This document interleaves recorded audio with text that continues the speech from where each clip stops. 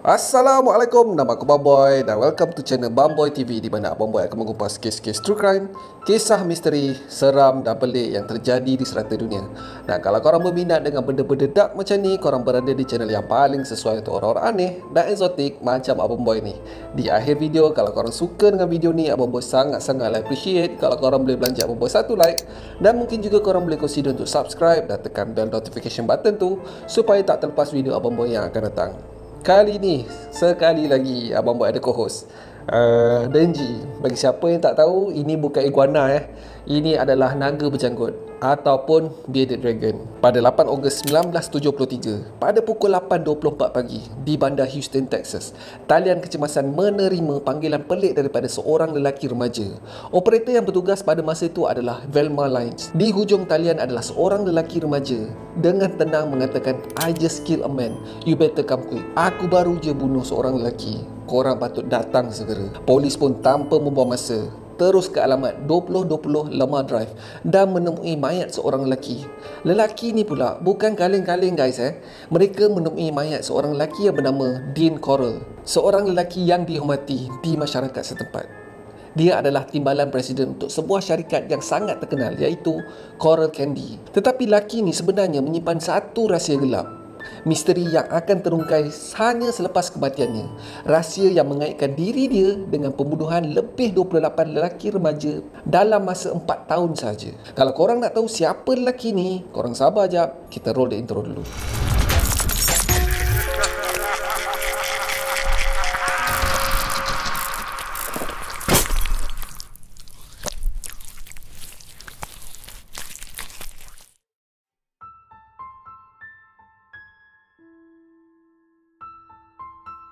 Lelaki yang membuat panggilan kepada talian kecemasan itu adalah Elmer Wayne Henley, seorang lelaki remaja yang berumur 17 tahun.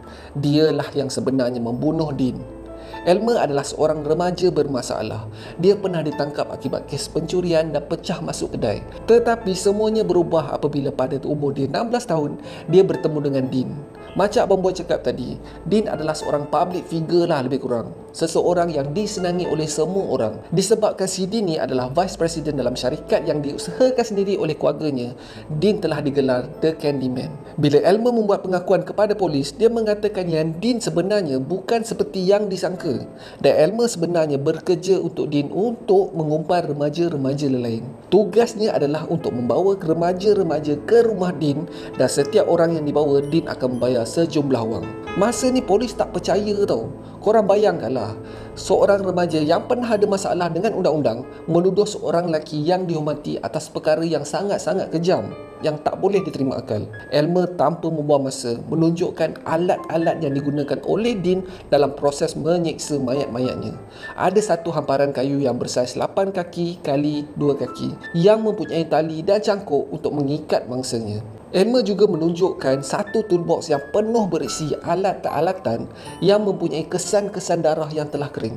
Toolbox ni Dean gelarkan The Torture Kit. Elmer memberikan gambaran yang detail sedetail-detailnya apa sebenarnya yang Dean buat kepada mangsa-mangsanya.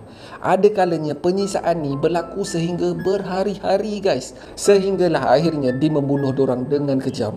Semua pengakuan Elmer ni susah untuk dihadam oleh polis pada ketika itu.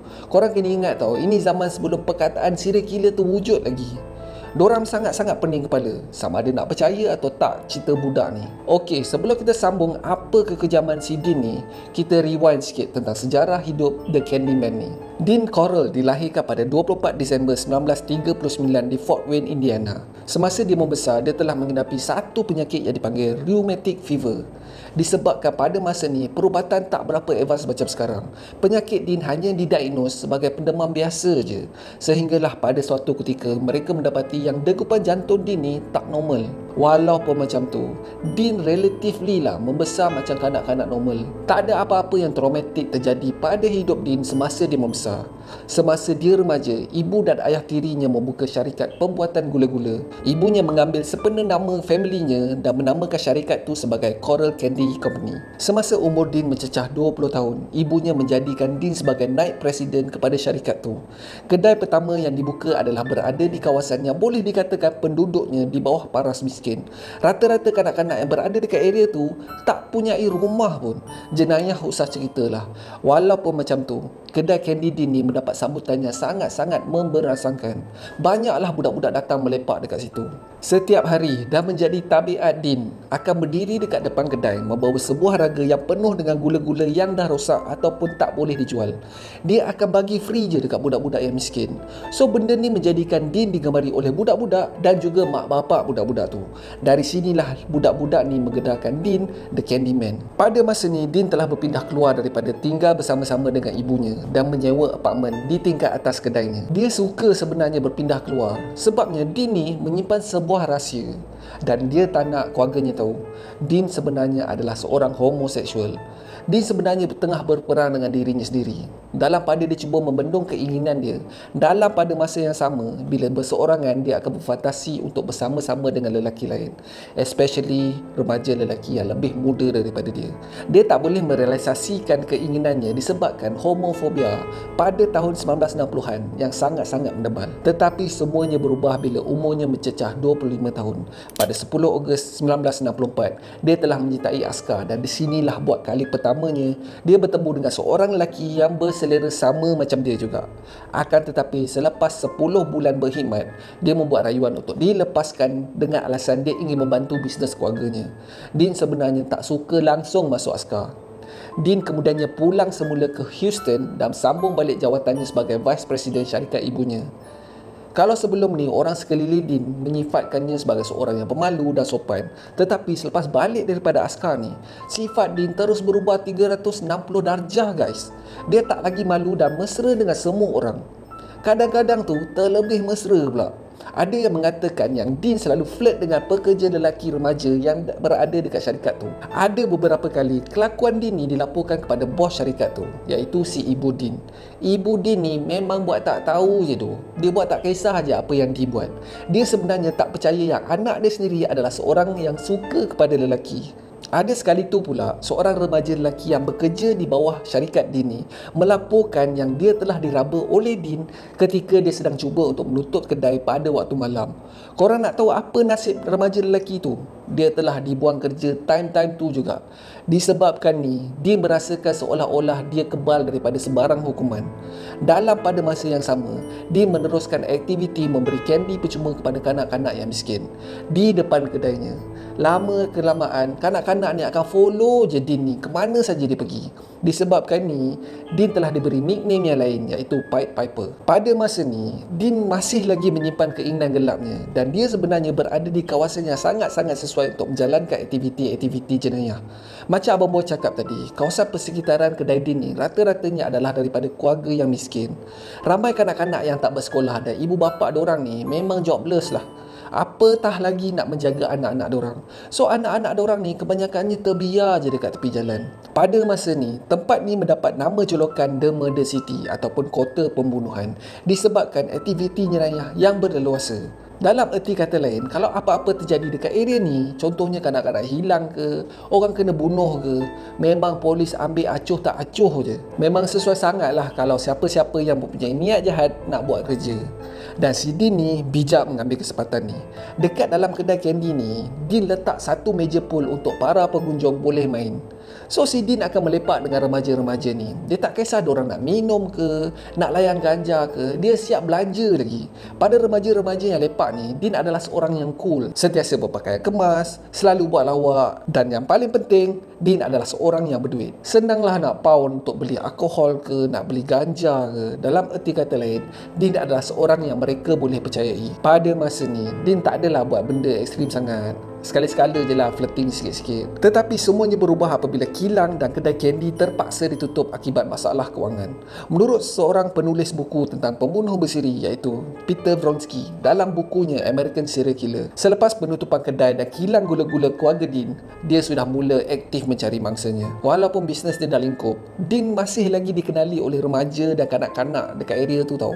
Dan dia adalah muka yang budak-budak boleh percayai. So bila Dean ni memandu tengah-tengah malam dan offer budak-budak budak-budak ni untuk naik van dia, budak-budak ni tak fikir panjang pun guys.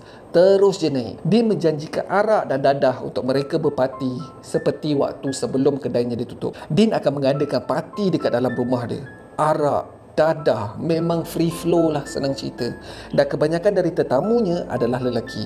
Dan dalam banyak-banyaklah tetamu dia yang sampai, akan ada seorang yang akan overdose, tertidur dekat atas sofa ketika diorang berparti. Setelah habis je berparti dah semua orang dah balik, Dean akan mengikat lelaki yang pingsan tu dekat atas torture boardnya. Abang Boy rasa kalau Abang Boy describe apa yang Dean buat dekat mangsa-mangsanya, Abang Boy rasa confirm YouTube demonetize video ni.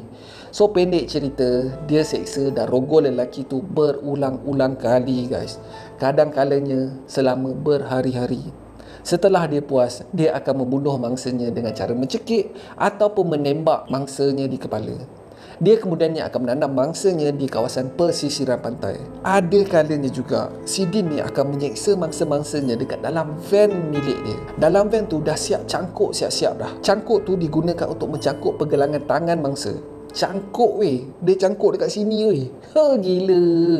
Dia modify van tu dengan bahan kedap bunyi. Ada di antara mangsa Dean adalah bekas pekerja syarikat kandinya sebelum syarikat tu ditutup. Tetapi kebanyakan dari mangsanya adalah kerana diumpan oleh dua orang remaja lain. Salah seorangnya adalah Elmer, remaja yang awal-awal Abang Boy sebut masa intro tadi, dan seorang lagi bernama David Brooks. Dorang berdua ni akan mengumpan budak-budak lain dengan mengatakan kalau dorang nak berparti dan minum arak free, dorang kena ikut dan pergi ke rumah Dean. Later, Elmer memberikan kenyataan kepada polis yang dia dan David akan dibayar 200 orang untuk satu kepala oleh Dean. Dean yang pada masa ni bekerja di sebuah syarikat alatan elektronik, dan duit yang disimpan semasa dia bekerja sebagai Vice President di syarikat Candy masih banyak lagi dalam simpanan. So memang tak ada hal lah dia nak spend banyak-banyak macam tu. Menurut Elmer lagi, pada mulanya Elmer tak nak masuk campur pun apa benda yang si Dean ni buat. Setelah mangsanya tak lagi sedarkan diri dan dibawa ke dalam bilik, Elmer akan dibayar dan dia dan Brooks akan keluar daripada rumah tu. Dia tak tahu pun apa yang terjadi pada budak-budak tu.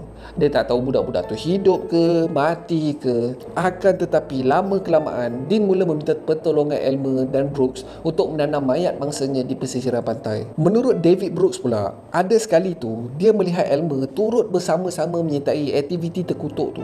Dia turut menyeksa mangsa dan melakukan aktiviti seksual dekat atas mangsa. Tetapi menurut si Elmer pula, dia telah dipaksa untuk mengikut arahan Dean disebabkan Dean telah menggugut untuk mengambil nyawanya ataupun adik Elmer kalau dia tak mengikut arahan. Korang tahu tak apa yang paling jijik? Ada di antara mangsa-mangsa Dean ni adalah di antara kawan-kawan Elmer dan David Brooks itu sendiri. Hanya kerana $200 sanggup diorang jual bontot kawan sendiri. Hei, kau hajar kan? Serius kau hajar. Kekerapan Elmer dan David untuk mencari mangsanya menjadi semakin kerap. Boleh dikatakan pada awal tahun 1973, seramai 2 remaja seminggu telah diumpan untuk menjadi mangsa Dean. Pada 7 Ogos 1973, Elmer sekali lagi telah mengumpan seorang lelaki yang berumur 19 tahun yang bernama Timothy Curley untuk pergi berparti dekat rumah Dean. Pada lebih kurang pukul 12 malam, Elmer dan Timothy keluar seketika untuk mengambil angin di luar. Mereka decide untuk pergi ke kawasan rumah Elmer. Selepas diorang park kereta, diorang terdengar suara seorang gadis menjerit di salah sebuah rumah berhampiran. Diorang cek, suara jeritan tu adalah daripada salah sebuah rumah kawan si Elmer ni, seorang gadis yang bernama Rhonda Williams. Apa yang terjadi adalah Rhonda telah dipukul oleh bapanya dan bersembunyi diri dekat dalam bilik. Menyedari keadaan itu, Elmer menyuruh Rhonda untuk keluar daripada biliknya, menerusi tingkap bilik dan ikut mereka berdua untuk pergi parti. Kalau korang nak tahu, si Rhonda Williams ni sebenarnya adalah tunang kepada salah seorang mangsa Dean beberapa minggu sebelum tu. Elmer lah yang mengumpan tunang Rhonda ni untuk menjadi mangsa Dean. Tapi pada masa ni, Rhonda tak tahu tau. So Rhonda pun ikutlah si Elmer dengan Timothy ni untuk pergi ke rumah Dean. Bila sampai je dekat rumah Dean, Dean mengamuk gila kot. Dia menjerit dekat Elmer, "You ruin everything by bringing that girl." Kau telah merosakkan segala-galanya dengan membawa gadis tu. Apa yang dimaksudkan Dean adalah dia memang dah get ready dah nak dengan si Timothy tu. Tengok-tengok ada pula perempuan seorang. Dah kacau dia punya plan. Tetapi selepas Elmer menerangkannya, si bapa Rhonda ni mengamuk dan memukul Rhonda, Dean kemudiannya bertenang sikit. Dean kemudiannya meletakkan satu beg marijuana dan beberapa botol bia dekat atas meja dan pergi ke dapur. Dia kemudiannya membawa sebotol tin cat dan beberapa beg plastik hitam. It's time for huffing party, kata Dean. Kalau siapa-siapa yang tak tahu, menghidu tin cat ni lebih kurang macam isap gam lah lebih kurang. Time ni sebelum ada kokain, sebelum ada crack, yang hanya ada marijuana dan isap cat ni. Itulah aktiviti remaja pada masa tu. So diorang pun meneruskan aktiviti diorang, menyulam di antara isap tin cat, isap ganja dan minum bia. Sampailah ketiga-tiga remaja ni tak sedarkan diri selama 2-3 jam. Yang si Dean pula, dia tak join tau. Dia hanya minum bia je dan berlepak sambil layan kepala wang budak-budak ni. Sedar-sedar je, si Elmer mendapati tangannya telah digari dan kakinya telah diikat. Sementara Timothy dan Rhonda telah diikat dan mulut mereka telah ditutup dengan menggunakan pita pelekat. Of course, si Rhonda dan Timothy ni tak tahu apa yang terjadi. Akan tetapi, pada si Elmer ni, dia dah mula panik sebab dia tahu apa yang akan berlaku. Dan kali ni mungkin dia sendiri akan dijadikan mangsa Dean. Dean kemudiannya masuk dekat dalam bilik sambil mengacukan pistol dekat perut Elmer sambil menjerit, "You have ruined everything. You ruined everything." Berulang-ulang kali. Pada mulanya Timothy dengan Rhonda ni ingat benda ni macam prank yang dilakukan oleh Dean dan Elmer. Diorang gelak-gelak je guys. Mungkinlah mereka masih di bawah pengaruh marijuana. Dean kemudiannya menyebut, "I will have the boy, but you will have the girl." Maksudnya aku akan dapatkan lelaki tu, tapi kau akan dapatkan perempuan tu pula. Maksud di sini dapatkan adalah korang faham lah sendiri. Disebabkan tak ada pilihan, Elmer pun bersetuju dan Dean kemudiannya membebaskan Elmer daripada gari tu. Si Timothy dan Rhonda masih lagi gelak-gelak guys pada masa ni. Mata merah je. Si Timothy dengan Rhonda masih lagi gelak guys pada masa ni. Tetapi semuanya berubah bila Dean mula menanggalkan pakaiannya dan mengikat Timothy kat atas torture board. Dean mula mengeluarkan satu-satu alatan penyiasaan daripada toolbox miliknya dan mula untuk menggugut Timothy. Rhonda yang pada masa ni dah mula cuak, start menangis dan merayu-rayu untuk dilepaskan. Elmer kemudiannya meminta Dean untuk membawa Rhonda keluar dengan mengatakan Rhonda tak perlu lihat pun semua benda ni. Tetapi Dean dah macam kena rasuk guys. Dia dah macam tak peduli dah apa yang terjadi pada masa ni. Dia tak kisah pun bila Elmer membawa Rhonda keluar daripada bilik tu. Setelah membawa Rhonda ke ruang tamu, Elmer sekali lagi masuk dekat dalam bilik penyiasaan dan perasan pistol kepunyaan Dean terbiar dan diletakkan di atas meja. Elmer terus mencapai pistol tu dan mengacukan ke arah Dean. Dia mengugut Dean untuk berhenti menyeksa Timothy, kalau tak dia akan tembak. Dean sebenarnya percaya yang Elmer adalah salah seorang daripada pengikutnya yang setia. Dia tak percaya yang Elmer mampu menembaknya. Dengan tersenyum, Dean mencabar Elmer untuk menembaknya. "Go ahead shoot, you won't do it." Satu tembakan dilepaskan daripada jarak dekat. Akan tetapi tembakan tu tak kena tepat tau. Dia kena sipi je. Disebabkan ini, dia bertindak untuk menerpa Elmer dan dua lagi das tembakan dilepaskan terkena pula dekat bahu kiri Dean. Dean yang pada masa ni sedang panik berjaya melarikan diri ke dapur, namun tersungkur akibat kecederaan yang dialaminya.